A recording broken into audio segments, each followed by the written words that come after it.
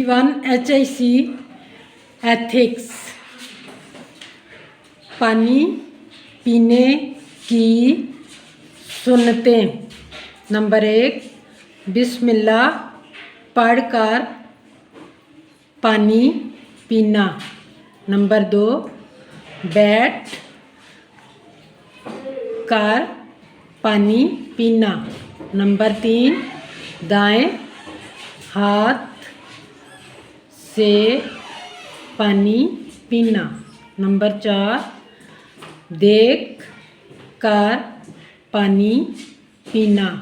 Number 5, पानी 3 सांसों में पीना।